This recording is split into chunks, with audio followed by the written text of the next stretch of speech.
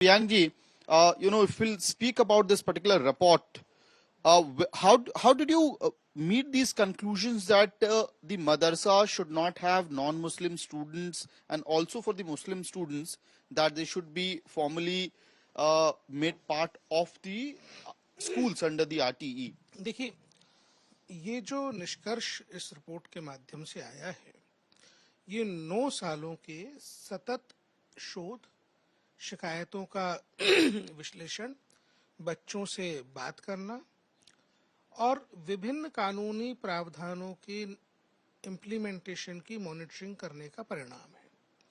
हमने ये देखा कि जो मदरसे भारत में हैं,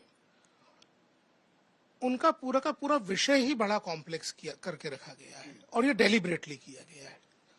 एक तरफ बोलते हैं मदरसा बोर्ड है, फिर पता चलता है कि मदरसा बोर्ड तो केवल 10% बच्चों को सर्व कर रहा है। 1.25 करोड़ बच्चे ऐसे हैं जिनका उन मदरसों से कोई वास्ता नहीं जो मदरसा बोर्ड के साथ है। मदरसा बोर्ड देश में केवल 7-8 राज्यों में है, बाकी राज्यों का मदरसा बोर्ड से कोई वास्ता नहीं।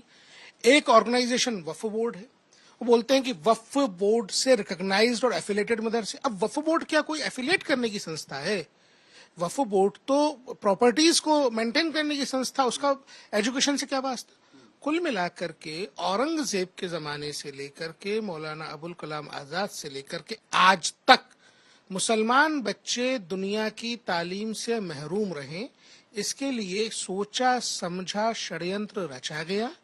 उस पूरे के पूरे षड्यंत्र को हमने इस रिपोर्ट के माध्यम से उजागर करने का काम किया है कि कैसे बच्चों का शोषण सुनिश्चित करने के लिए अलग अलग प्रकार की ऑर्गेनाइजेशंस बनाए गए। लोग कहेंगे कि किसी एक कंस्पिरेसी थियरी के तहत माइनॉरिटी कम्युनिटी को टारगेट करने के लिए इस तरह का निर्णय आप लोग ले रहे हैं।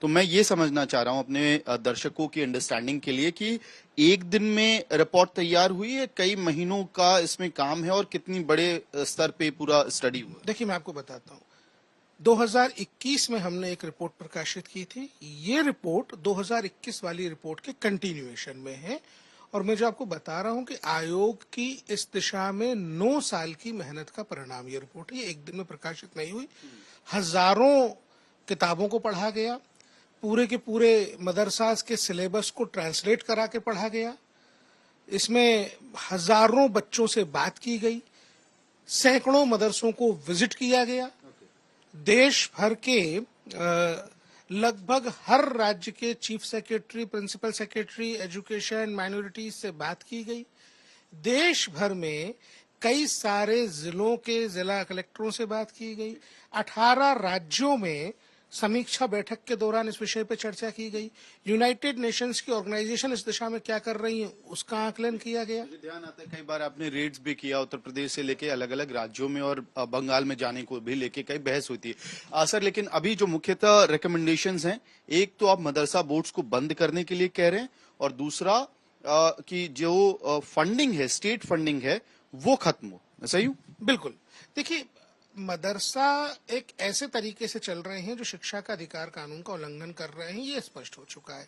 ना तो टीचर्स क्वालिफाइड हैं, ना सिलेबस की बात होती है, ना करिकुलम की बात होती है, ना इंफ्रास्ट्रक्चर है, ना बेसिक एम्यूनिटीज हैं, बच्चों को पीटा जाता है, तमाम तरीके की बातें रिपोर्ट में आपको मिलेंगी। तो सरकार की फंडिंग से ऐसा कोई भी काम किया जाना जो शिक्षा का अधिकार कानून की धारा के विपरीत है, भारत के संविधान के अनुच्छेद 21 का उल्लंघन है, आर्टिकल 45 का उल्लंघन है। बाबा साहब अंबेडकर ने जो सपना बच्चों को शिक्षा देने के लिए देखा था, उसको तोड़ने जैसा है। इसलिए हमने ये बोला है कि जो संविधान का उल्लंघन है उसके लिए सरकार को पैसा नहीं देना चाहिए, सरकार की फंडिंग तत्काल बंद हो जाना चाहिए। मदरसा बोर्ड देश भर में एक आई वॉश की तरह है, केवल छद्म आवरण ओढ़ करके असली बातों को ढकने का काम कर रहे हैं। मदरसा बोर्ड तत्काल बंद हो जाने चाहिए। सर, एक और सवाल है, रिपोर्ट पे मैं और बात करूंगा आपसे, लेकिन 2 दिन पहले ही महाराष्ट्र से एक खबर आई कि वहां पे सरकार ने जो शिक्षक हैं मदरसा के अंदर उनकी सैलरी में इजाफा किया है। तो ऐसे में क्या आप, क्योंकि रिपोर्ट भी उसी समय आ रही है, तो ऐसे में क्या आप महाराष्ट्र के मुख्यमंत्री से बात करेंगे, एक नाथ शिंदे से, कि इस कदम पे रिव्यू किया जाए? देखिए, अगर आप किसी राज्य की बात करें तो मैं महाराष्ट्र के साथ केरल का भी उल्लेख करना चाहूंगा। केरल ने चीफ सेक्रेटरी के हवाले से हमको जो उत्तर दिया, उन्होंने कहा हमारे राज्य में कोई मदरसा है ही नहीं, ये झूठ है।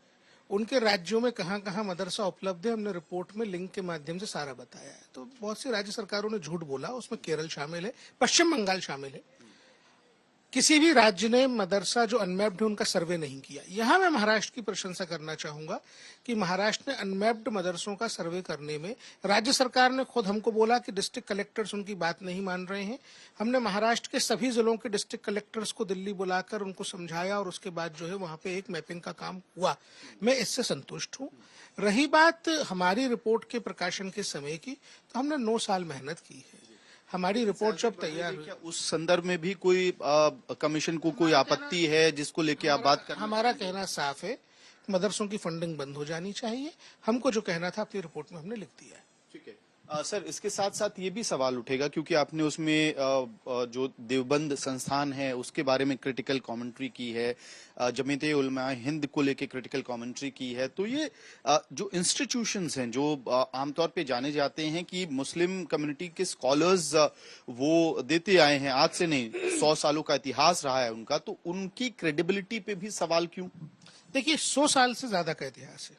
1866 में तो देवबंद में दारुल उलूम फॉर्मली बन गया। उसके पहले इनकी कहानी शुरू होती है औरंगजेब के जमाने से। तो औरंगजेब के जमाने में जिन लोगों ने फतवाए आलमगीर लिखा, मतलब शरियाई कानून जिसमें सैयदों को और दूसरे ऊंची जात वाले मुसलमानों को अपराध करने पे छूट जाने की लिबर्टी थी और कमजोर वर्ग को, कम नीची जात वाले मुसलमानों को भी दंड के प्रावधान थे, वो दस्तावेज तैयार करने वाले लोग भी वही हैं जिनके बनाए हुए सिलेबस के आधार पे आज मदरसों में पढ़ाई हो रही है। तो ये डिस्क्रिमिनेशन की जो परंपरा है ये बहुत पहले डाली गई। इसके बाद हम बात करते हैं 1945 की। 1945 में यही दारुल उलूम देवबंद के लोगों ने बैठक करके बकायदा ये कहा कि पाकिस्तान का गठन इसलिए नहीं होना चाहिए क्योंकि भारत के पूरे भूभाग पे हमको तबलीग करने कहा कि वो भारत के विभाजन के खिलाफ नहीं थे, वो भारत के विभाजन के बाद उनका तबलीग का अधिकार खत्म ना हो जाए इसके पक्ष में थी।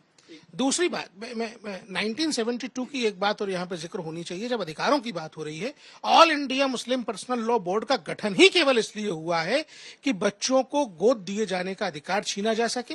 इसलिए आर्बिट्री मैनर में इनकी सारी संस्थाएं जो देवबंद से ही निकली हैं केवल इसलिए गठित की गई कि बच्चों के अधिकार का शोषण किया जाए, तो हम तो उसका विरोध करेंगे ही करेंगे। एक और सवाल सर आखिर में, इसमें बहुत पर्टिकुलरली मैंने रिपोर्ट के रिकमेंडेशंस को पढ़ा, उसमें बहुत पर्टिकुलरली आप कह रहे हैं कि नॉन मुस्लिम स्टूडेंट्स को मदरसों से इमीडिएटली निकाला जाए, उनको फॉर्मल एजुकेशन में आरटीई के अंदर उनको दाखिल कराया जाए।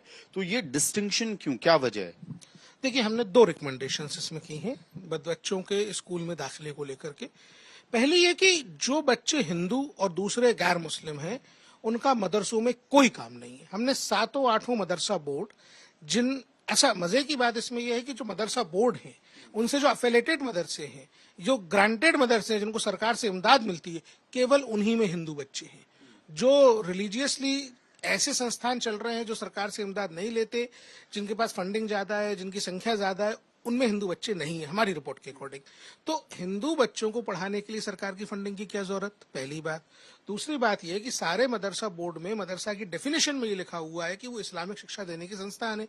अब इस्लामिक शिक्षा सरकार के खर्चे पे हिंदू बच्चों को कोई राज्य सरकार क्यों देगी? कन्वर्जन का खतरा दिखा आपको, उसमें कोई ग्राउंड का फैक्ट है? हमने उत्तर प्रदेश के एक मदरसे में कन्वर्जन का मामला पकड़ा, हमने वो भी लिखा। हमने लिखा कि किस प्रकार एक गुमशुदा बच्चे को खतना करके उसका धर्म परिवर्तन कर दिया गया था 8 साल बाद। भला हो सरकार का जिसने आधार कार्ड मैंडेटरी किया, उसका पुराना आधार कार्ड बना हुआ था तो आइडेंटिफाई होकर बच्चा मिल सका। कुछ भी हो सकता है। हमने तो वो स्थितियां भी देखी हैं जब इस तरीके के इंस्टीट्यूशन में जाने पर हमारे ऊपर हमले हुए, हमारे ऊपर FIR हुई है। हमने इस मामले में यह भी उल्लेख किया है कि गुजरात सरकार ने, मैं प्रशंसा करूंगा, जब सर्वे करवाया सभी अनमैप्ड मदरसों का तो उनके अधिकारियों पे हमला किया गया, उसमें FIR दर्ज हुई है। तो इन परिस्थितियों में तत्काल सारे बच्चों को स्कूल आना जरूरी है, मेन स्ट्रीम होना जरूरी है। तो जो हिंदू बच्चे हैं वो निकल के आए, जो मुसलमान बच्चे हैं उनको भी स्कूल भेजा जाए। हमने क्लियरली कहा है कि हम किसी संस्थान के खिलाफ नहीं है, आप रिलीजियस एजुकेशन दीजिए, लेकिन बच्चों को स्कूली शिक्षा के अधिकार से वंचित कोई नहीं कर सकता, और जो वंचित करेगा उससे हम लोगों का इस प्रकार का जो है एक संघर्ष होगा जो हम करेंगे।